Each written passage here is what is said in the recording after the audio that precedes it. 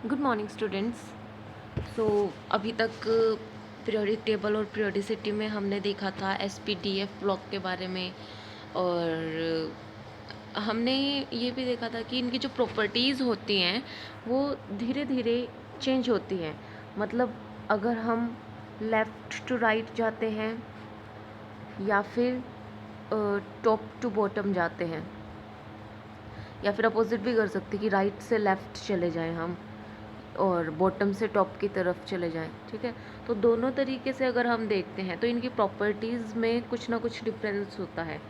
अब वो हमें जो है या तो ग्रुप के अंदर देखना है या फिर हमें देखना है पीरियड्स के अंदर। तो क्या होगा, ऐसे हमें वर्टिकल डायगोनल में नहीं देखना है। इस तरीके से हम कंपेयर नहीं करते हैं, या तो ग्रुप के थ्रू देखते हैं या फिर पीरियड्स के थ्रू देखेंगे। ओके, तो कुछ एक प्रॉपर्टीज़ हैं जो हमें देखनी है इसके अंदर। तो वो प्रॉपर्टीज़ है रेडियस की, electronegativity, ionization energy and electron affinity. तो आज हम पढ़ेंगे रेडियस, एटॉमिक रेडियस के बारे में और इलेक्ट्रोनेगेटिविटी के बारे में। तो सबसे पहले कि एटॉमिक रेडियाई क्या होती है।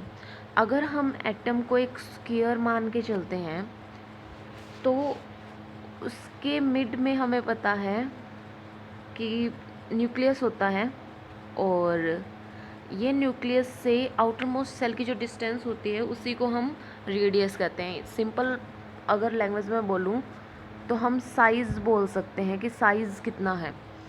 ठीक है, कि अगर हम लेफ़्ट से राइट जाते हैं तो साइज़ बढ़ेगा या घटेगा, या फिर टॉप से बॉटम जाते हैं तो बढ़ेगा या फिर घटेगा। सेम बॉटम से टॉप और राइट से लेफ़्ट के लिए। ठीक है, तो हम सिंपली अगर मैं कहूँ कि साइज़ को लेके, तो साइज़ इंक्रीज़ होगा जब हम टॉप टू बॉटम जाएंगे, मतलब कि ऊपर से नीचे की तरफ आते हैं। तो आपने फर्स्ट पेयर देखा होगा, हाइड्रोजन का साइज़ जो है वो छोटा है, सबसे छोटा। उसके बाद लिथियम का और भी छोटा, सोडियम का और भी छोटा, पोटेशियम का और भी छोटा। ठीक है, इस तरीके से छोटा होता जाएगा लास्ट तक, फ्रेंशियम तक। तो मैं सजेस्ट करूँगी कि आप जब भी पीरियोडिक टेबल वाली ये वीडियोस देखो तो अपने पास पीरियोडिक टेबल भी रखो, क्योंकि यहाँ पे बार बार स्क्रीन स्क्रॉल करना थोड़ा सा डिफ़िकल्ट हो जाता है। तो यहाँ पे एक स्क्रीन पे मैं पीरियोडिक टेबल को और साथ में इसको एक्सप्लेन नहीं कर पा रही हूँ। ठीक है, तो आप पीरियोडिक टेबल लेके बैठेगा तब आपको और ज़्यादा अच्छे से समझ आएगा। और अगर मैं बात करूँ लेफ़्ट टू राइट इस तरीके से जाते हैं हम, तो साइज़ डिक्रीज़ होता है।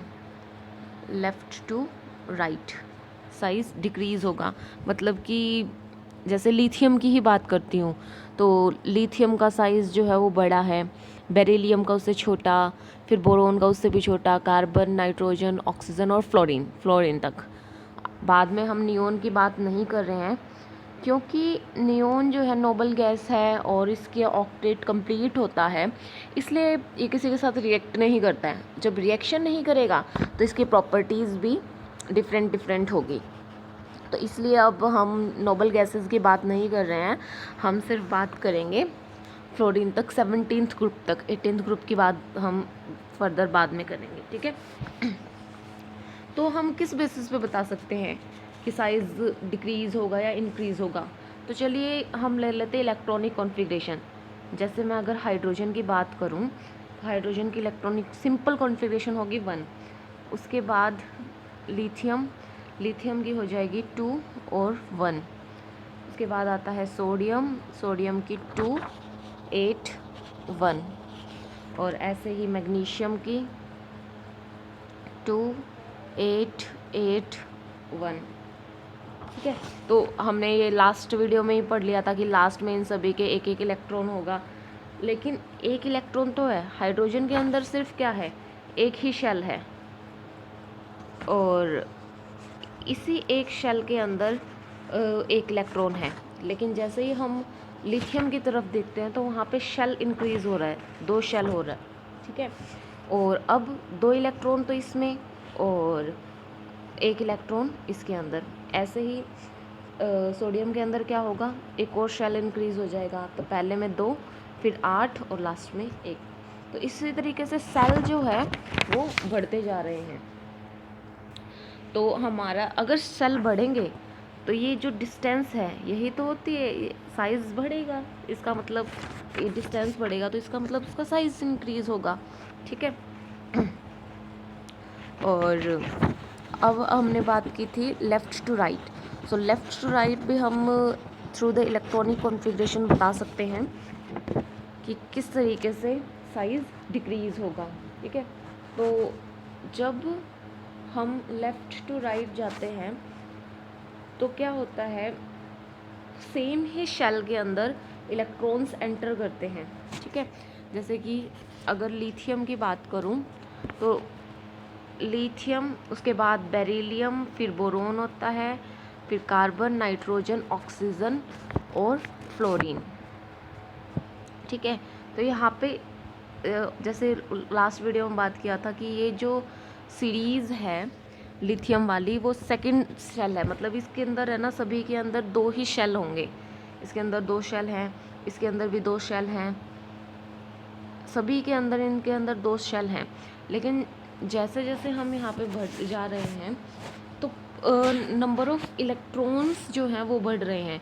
एक ही शेल में नंबर ऑफ़ इलेक्ट्रॉन्स जो हैं बढ़ते जा रहे हैं, ठीक है। लिथियम के केस में कितने होंगे, 1 होगा, फिर 2, फिर 3, फिर इसी तरीके से नंबर ऑफ़ इलेक्ट्रॉन्स यहाँ पे बढ़ रहे हैं। तो लेकिन बीच इलेक्ट्रॉन्स तो बढ़ रहे हैं, लेकिन बीच में जो प्रोटॉन है उनकी भी वैल्यू क्या हो रही है, इंक्रीज़ होती जा रही है। तो अब यहाँ पे जो इलेक्ट्रॉन तो यहाँ पे हैं, लेकिन यहाँ पे प्रोटॉन भी जो है उतना ही बढ़ता जा रहा है। अब अगर यहाँ पे एक इलेक्ट्रॉन है तो यहाँ पे एक ही प्रोटॉन है, ये क्या कर रहा है, प्रोटॉन अपनी तरफ इसको खींचने की कोशिश करता है इलेक्ट्रॉन्स को। लेकिन जब यहाँ पे 2 इलेक्ट्रॉन हो जाएंगे तो यहाँ पे प्रोटॉन की वैल्यू भी कितनी हो जाएगी, 2 प्रोटॉन की वैल्यू हो जाएगी। अब क्या करेगा, ये दोनों प्रोटॉन इसको भी खींचेंगे और इसको भी अपनी तरफ खींचेंगे। तो ये दोनों प्रोटॉन क्या करते हैं, एक दूसरे को खींचते हैं। अब यहाँ पे क्या होता है कि जैसे आपको पता होगा कि यूनिट इज़ पावर, तो एक में इतनी ताकत नहीं थी कि वो थोड़ा बहुत उसको इफ़ेक्ट कर पा रहा था। लेकिन जब जैसे ही 2 प्रोटॉन हुए तो इसका जो इफ़ेक्ट है वो ज़्यादा बढ़ गया, ठीक है। तो प्रोटॉन की संख्या जो है जैसे ही बढ़ रही है तो उसकी न्यूक्लियस पावर भी बढ़ रही है। तो न्यूक्लियस पावर ना कह के हम इसको बोल रहे हैं इफ़ेक्टिव न्यूक्लियर चार्ज। ये थोड़ा अच्छी लैंग्वेज के अंदर है कि उसका इफ़ेक्टिव न्यूक्लियर चार्ज बढ़ रहा है। तो जैसे जैसे हम सोडियम, मैग्नीशियम, एल्यूमिनियम, सिलिकॉन इस तरीके से जाते हैं तो वहाँ पे क्या होता है, जो इफ़ेक्टिव न्यूक्लियर चार्ज है वो बढ़ता जाता है, ठीक है। और उसके बाद एक और चीज़ होती है इसके अंदर। तो जब क्या होता है, बीच में न्यूक्लियस है और बाहर इस तरीके से कुछ शेल्स बने हुए हैं, तो क्या करते हैं, जब प्रोटॉन अंदर होता है ये इलेक्ट्रॉन को खींचने की कोशिश करता है, लेकिन इसके अंदर भी तो यहाँ पे भी इलेक्ट्रॉन्स हैं, यहाँ पे भी इलेक्ट्रॉन्स हैं। तो जैसे कि सोडियम के अंदर कितने हैं, 2, 8 और 1 है। मैग्नीशियम के अंदर 2, 8, 2 हैं। एल्युमिनियम के अंदर 2, 8, 3 है। तो इलेक्ट्रॉन्स बढ़ते जा रहे हैं। यहाँ पे इलेक्ट्रॉन्स तो बढ़ गए, लेकिन बीच में तो उतनी ही अमाउंट है इलेक्ट्रॉन्स की। सो ये बीच वाले जो है क्या करते हैं, प्रोटॉन को, इस इलेक्ट्रॉन को खींचने के लिए थोड़ा सा शील्ड का काम करते हैं, थोड़ी सी स्क्रीन का काम करते हैं, और इसी इफ़ेक्ट को हम बोलते हैं शील्डिंग इफ़ेक्ट या फिर स्क्रीनिंग इफ़ेक्ट, ठीक है। तो अभी तक हमने क्या देखा कि टॉप टू बॉटम जब अगर हम जाते हैं तो हमारा साइज है वो बढ़ता जाता है। क्यों बढ़ रहा है, क्योंकि सेल इंक्रीज़ हो रहे हैं। और जैसे ही हम लेफ़्ट टू राइट जाते हैं सेल साइज़ जो है वो डिक्रीज़ होने लग जाता है टिल फ्लोरीन 17th ग्रुप तक। नोबल गैस की हम बात नहीं कर रहे हैं। तो वहाँ पे साइज़ क्यों डिक्रीज़ होता जा रहा है, क्योंकि सेम शेल के अंदर सारे इलेक्ट्रॉन्स आते जा रहे हैं, ठीक है, और उसका जो इफ़ेक्टिव न्यूक्लियर चार्ज है वो भी बढ़ रहा है, क्योंकि ज़्यादा इलेक्ट्रॉन्स आ रहे हैं तो ज़्यादा स्क्रीन कर रहे हैं, ठीक है। उसके बाद है इलेक्ट्रोनेगेटिविटी। सो इलेक्ट्रोनेगेटिविटी क्या होती है? इलेक्ट्रोनेगेटिविटी की अगर मैं बात करूं तो बिल्कुल इसका जो है इन्वर्सली प्रोपोर्शनल होती है इलेक्ट्रोनेगेटिविटी। तो इलेक्ट्रोनेगेटिविटी क्या होती है? इन्वर्सली प्रोपोर्शनल होती है साइज़ के, ठीक है। मतलब कि क्या है, जैसे जैसे साइज़ बढ़ेगा वैसे वैसे इलेक्ट्रोनेगेटिविटी कम होगी, बिल्कुल अपोजिट है ये, ठीक है। और मतलब कि अगर इलेक्ट्रोनेगेटिविटी जहाँ पे बढ़ रही है तो साइज़ वहाँ पे क्या हो जाएगा? कम हो जाएगा। या फिर इसको इस तरीके से भी एक्सप्लेन हम कर सकते हैं कि फॉर एग्ज़ाम्पल बीच में ये हमारा क्या है, ये है हमारा न्यूक्लियस बीच में और ये शेल है, तो यहाँ पे इसकी जो डिस्टेंस है वो ज़्यादा है और यहाँ पे इस वाले की जो डिस्टेंस है वो कम है। तो इसके अंदर जो ज़्यादा इलेक्ट्रॉन्स अब इसको खींचने में जो मेहनत लगा रहे हैं, इलेक्ट्रोनेगेटिविटी का मतलब है कि अपनी तरफ अट्रैक्ट करने की पावर, ठीक है। अब क्या कर रहे हैं, प्रोटॉन इलेक्ट्रॉन को अपनी तरफ अट्रैक्ट कर रहे हैं, तो छोटा साइज़ है तो अपनी तरफ ज़्यादा अट्रैक्ट कर पाएंगे, लेकिन अगर ज़्यादा डिस्टेंस है इसके अंदर तो इतना ज़्यादा वो इसको अट्रैक्ट नहीं कर पाएंगे, ठीक है। वैसे केमिकल बॉन्डिंग में हम और भी ज़्यादा डिस्कस करेंगे इसके बारे में बहुत अच्छे से लेकिन अभी के लिए बस थोड़ा सा हिंट मैं आपको दे रही हूँ, ओके। सो उसके बाद है एक और टर्म यहाँ पे आती है, आइसो इलेक्ट्रॉनिक स्पीसीज़। सो आइसो इलेक्ट्रॉनिक स्पीसीज़ क्या होती है? फॉर एग्ज़ाम्पल यहाँ पे एग्ज़ाम्पल भी दिए हुए हैं, जैसे कि अगर मैं बात कर रही हूँ मैग्नीशियम 2 पॉजिटिव की और सोडियम Na पॉजिटिव की, फ्लोरीन की और ऑक्सीजन की। इसके अलावा मैं कुछ और एग्ज़ाम्पल भी ले सकती हूँ, जैसे कि एल्यूमिनियम +3 की, ठीक है। तो यहाँ पे क्या है, इन सभी का एटॉमिक नंबर तुम देखोगे तो वो सेम है। सेम कैसे है? जैसे कि मैग्नीशियम है, मैग्नीशियम के अंदर भी 10 इलेक्ट्रॉन है। अब 2 पॉजिटिव का मतलब है कि पॉजिटिव का मतलब है कि 2 इलेक्ट्रॉन इसमें से निकाल लिए गए हैं, लूज़ कर दिए इसने, ठीक है। और नेगेटिव का मतलब है इसके पास एक्स्ट्रा है, ले लो इनसे, ठीक है। तो इसको इस तरीके से याद कर सकते हैं कि पॉजिटिव है, इसको चाहिए है, और नेगेटिव है तो इसके पास एक्स्ट्रा है, घटा दो इसके अंदर से। तो इस तरीके से आप याद कर सकते हो इसके अंदर से।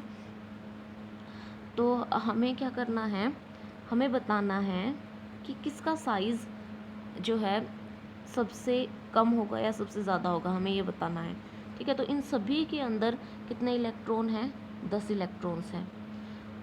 तो हम किस तरीके से बता पाएंगे कि यहाँ पे जो साइज किसका बड़ा है? अब देखो, प्रोटॉन इलेक्ट्रॉन तो सेम है यहाँ पे, लेकिन अगर मैं प्रोटॉन की बात करूँ तो उनकी वैल्यू जो है वो डिफरेंट है। अगर मैग्नीशियम की बात करूँ तो इसके अंदर कितने हैं? 2 प्रोटॉन हैं। सोडियम के अंदर 11 प्रोटॉन हैं। फ्लोरीन के अंदर कितने हैं? 9। और ऑक्सीजन के अंदर कितने? 8। और एल्यूमिनियम के अंदर कितने हैं? 13 प्रोटॉन, ठीक है। तो जिसमें जितनी ज़्यादा प्रोटॉन होगी उतने ही ज़्यादा इलेक्ट्रॉन्स को अपनी तरफ खींच पाएंगे। तो यहाँ पे सबसे ज़्यादा किसकी है? इलेक्ट्रॉन्स को खींचने की पावर इसकी है। तो सबसे छोटा साइज़ किसका हो जाएगा? इसका हो जाएगा, एल्यूमिनियम का। उसके बाद मैग्नीशियम का, और उसके बाद सोडियम का, देन फ्लोरीन का और ऑक्सीजन का एट द एंड, ठीक है। तो इस तरीके से हम आइसो इलेक्ट्रॉनिक टर्म्स के बारे में भी बता सकते हैं। कई बार आपका एग्ज़ाम में ये पूछ लिया जाता है। So that's all for today. Thank you.